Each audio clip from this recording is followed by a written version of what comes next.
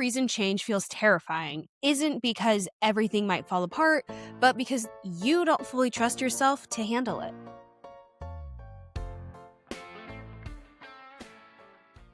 Hi, everyone, and welcome back to Taking Up Space with Jordan. I'm your host, Jordan.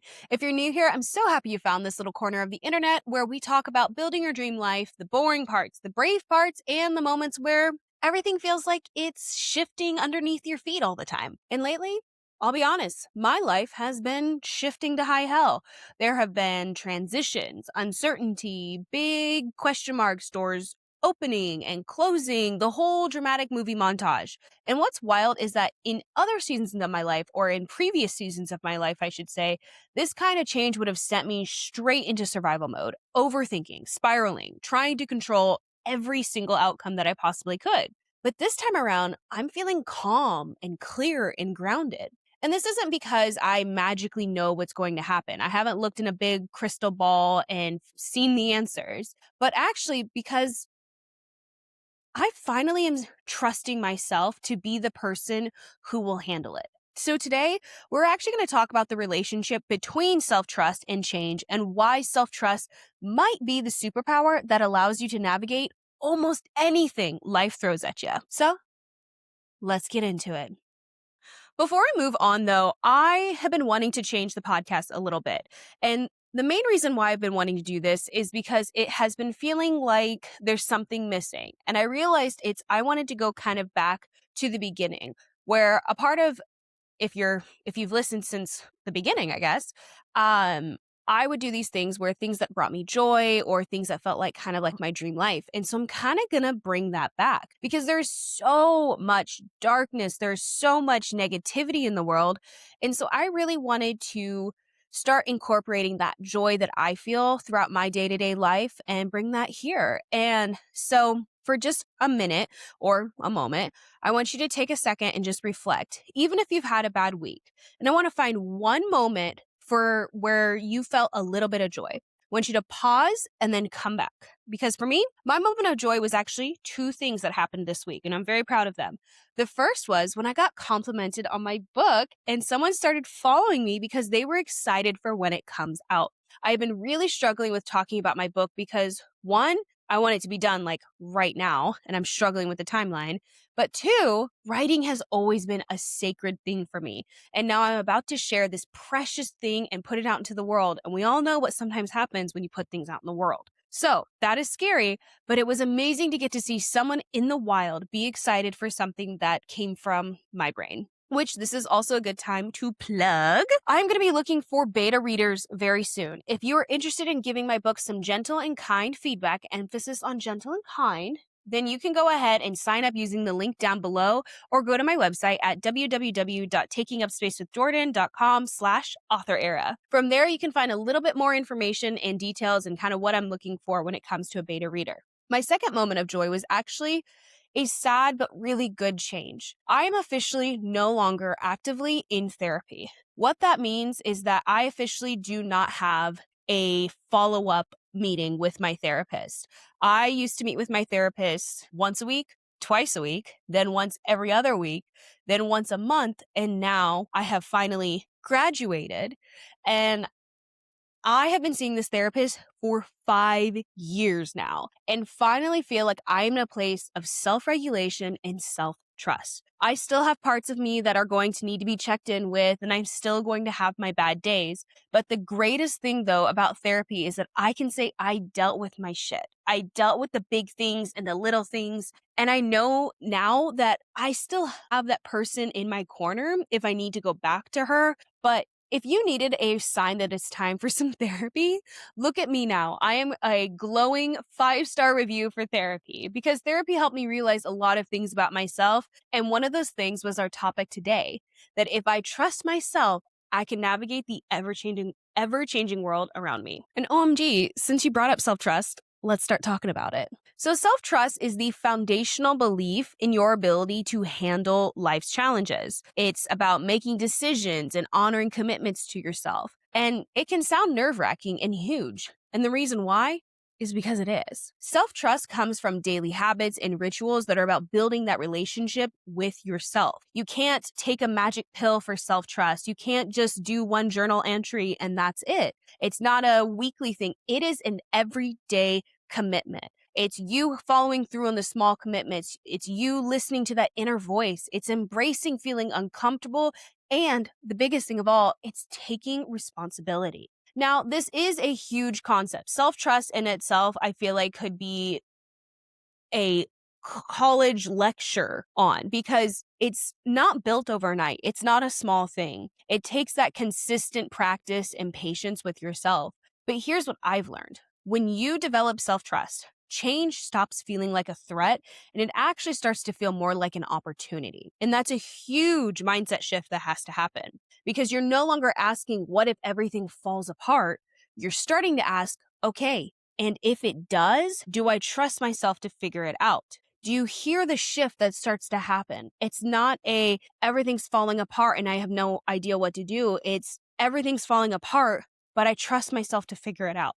And when the answer becomes yes, when you start to trust yourself to figure it out, your entire body, your entire soul starts to move differently. You stop clinging to different outcomes. You stop panicking. You stop trying to control every single variable in order to just feel safe. And you start responding instead of reacting. I think change feels so terrifying when we secretly believe we can't handle what might happen. We worry we'll make the wrong choice. We assume that if something ends, we won't recover. And our brains read uncertainty as danger, danger, stop, do not pass go here. But self-trust offers a different narrative. It reminds you that even if you make a mistake, you will learn. Even if something hurts, you can survive it. Even if you lose something or someone, you are still you. You've already gotten through every bad day that you've ever had. Think about that for a second. Right now, think about every single bad day that you've ever had.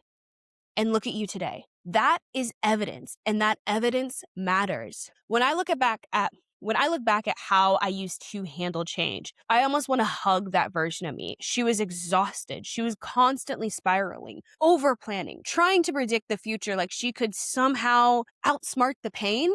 I would pull everyone around me for advice because trusting myself felt impossible. And I would pull from people that I didn't even trust their own life decision making, but somehow I felt like if I got their opinion too, that would matter. It would help me. So the whole idea was that if I could just control it enough, if I could basically, honestly, be a control freak, maybe I wouldn't get hurt.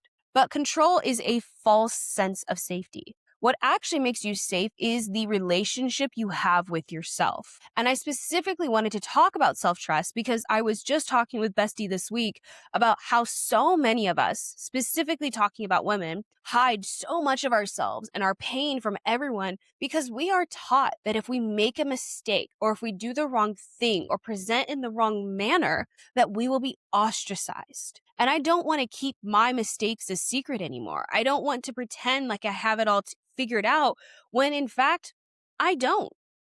But I trust myself to figure it out. Now, I still get nervous. I still have moments where I'm like, what is happening? Who approved this plot twist? Who said she needs more character development? Go ahead and put her through that. Because I sure as hell didn't approve that shit. But underneath the nerves, there's something that has become steadier for me. I trust that I will make the best decision I can with the information that I have. I trust that I can pivot if I need to, and I trust that I can ask for help, and I trust that I can begin again because I've already done this over and over again. When you look at your life, look not at the bad moments or all of the mistakes, but instead I want you to ask yourself all the times you picked yourself back up. We all have stories and evidence that show that we can, in fact, do it. We just have to look past that fear and see the strength that's lying underneath. Because what ends up happening is that trust creates calm in situations that used to completely wreck us and destroy us. Something else that therapy taught me is that bravery isn't always loud or aesthetic. Bravery often looks like staying present when you want to run. It looks like telling the truth, letting something end, trying again, not abandoning yourself when things get uncomfortable. Self-trust is what makes those actions possible. Without it, every change feels like a free fall, even the tiniest ones. Because with it, change becomes movement, forward, messy, imperfect movement. but movement all the same. I also want to take a second and demystify how this is built because sometimes personal growth can sound like a rebrand that you need to do overnight instead of just you living your life. Because building self-trust is actually very unglamorous.